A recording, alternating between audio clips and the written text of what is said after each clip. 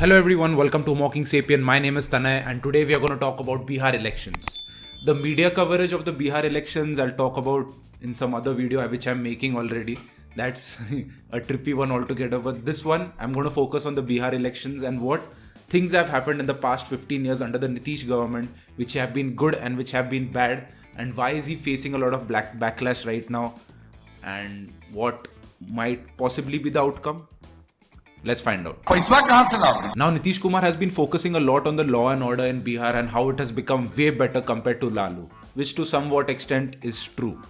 Now, let's see the statistics in crime. In terms of rapes from 2004 to 2019, there's a 47% decline in rapes, which is a huge achievement. Now, in terms of crime, it is very difficult to judge things because when more crimes are happening, then the possibility is that more crimes are being reported, which before might not be true. Before they might not get reported, but right now they are. So it's not very easy to, be thorough with these facts. So one of the major indicators is murders. So murders is very difficult to hide. If a murder happens, an FIR has to be filed and it has to get registered. So in terms of murders under the Nitish government, 21% fall of murders have happened, and the national average had dropped by 16%, and in Nitish government it fell by 21%. So there was a big jump in that. In attempt to murder, the cases have risen to 148%. Now, kidnapping cases have rose by 214% under the Nitish government from 2004 to 2019. But there's a catch in this. There are two types of kidnappings. One is for ransom. Second one is kidnapping of women. So kidnapping for women, most of these cases, like almost all the cases of those, are eloping for marriage. So they used to run away and the family members used to file a complaint to the police saying that she was kidnapped. So for ransom kidnapping, it has dropped to another extent under the Nitish government. Whereas it was the opposite in Lalu's case.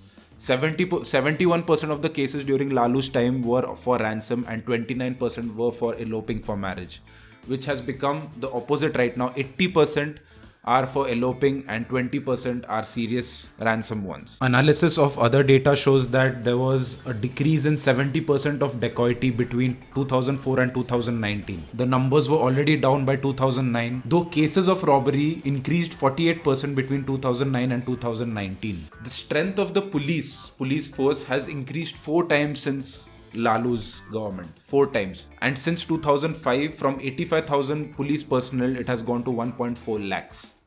But the police vacancies under the Nitish government has increased from 30% to 38%. In 2009 it was 30% and in 2019 it is 38%. Now let's come to the infrastructure. Let's talk about roads.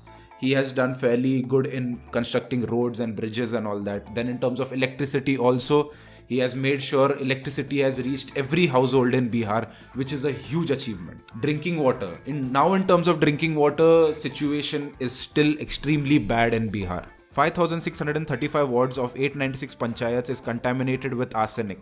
20,737 wards of 1,513 panchayats has iron more than permissible limits. He has done work to some extent, but it is not completed. The rest have still polluted water, which you cannot drink. This was level 1 phase of development, where you talk about electricity, infrastructure and law and order. This is level 1. So he has done okay in terms of that. But why are the people so disappointed? Paisa kahan se aayega?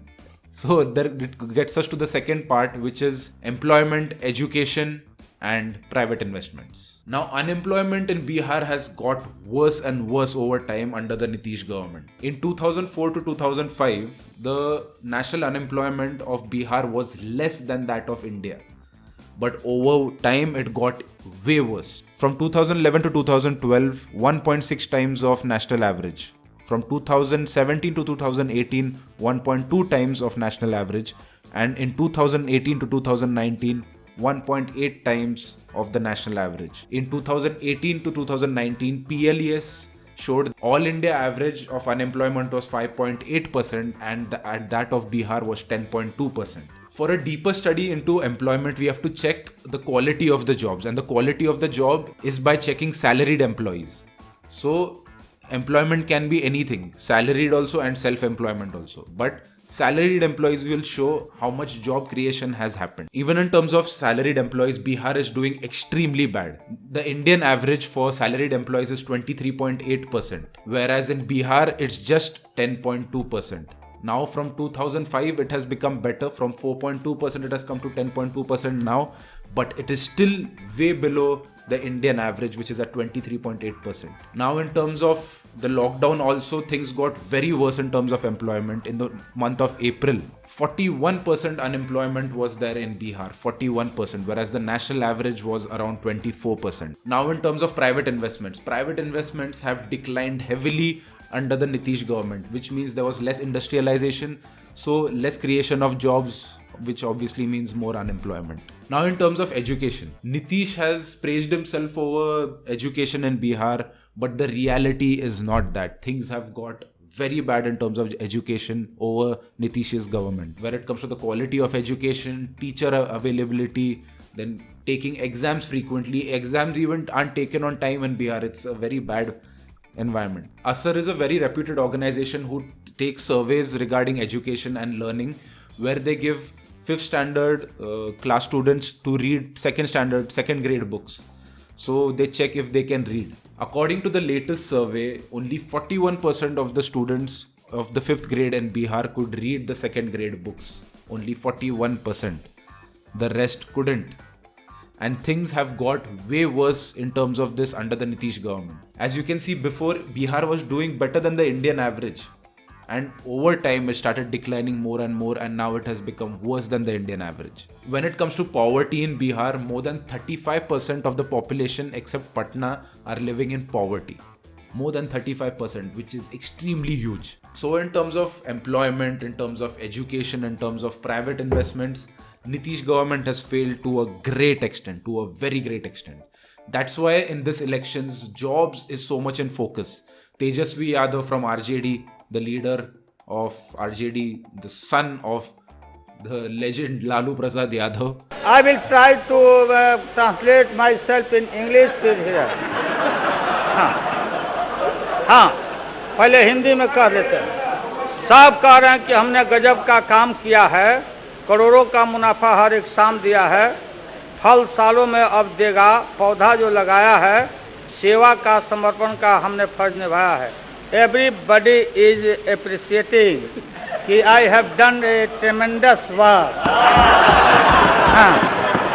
Each and every year I have earned crores and crores every day, and they are saying Lalu Yadav has planted a fruit tree, and every year it is duty of mine to grow fruit tree. He said that 10 lakh government jobs he would give. Then BJP came and they said that they would give 19 lakh jobs. So, अब job मिलेगा या नहीं मिलेगा उसकी guarantee तो हम नहीं दे सकते. But it has become a topic for elections, which is a huge achievement because people are realizing that jobs are important and they're making it their main focus. So this is the first time elections are being fought on terms of jobs rather than caste and Article 370. Apart from all these issues which Nitish was facing, he is facing other issues also like anti-incumbency. 15 years say he's sitting there as a chief minister. Now people are getting tired, like 15 years need some change. So that is one backlash which he's facing, which is anti-incumbency, irrespective of his work. Then in terms of alcohol ban, like Nitish was extremely famous and got a lot of support from the women for banning alcohol. But it wasn't a successful move because alcohol is still being sold in black in Bihar. So it started a parallel economy which has hit the government of Bihar, and also alcohol hasn't got banned. So yeah, he's facing a lot of backlash on that too. And in terms of the migrant crisis handling, people are very disappointed in Nitish because they had to walk back to their houses from Delhi, Mumbai, what all situations they went through we have seen in the past, and he didn't get any help from the Bihar government. So people are disappointed regarding that. Neither did the poor get good food, They weren't given proper relief.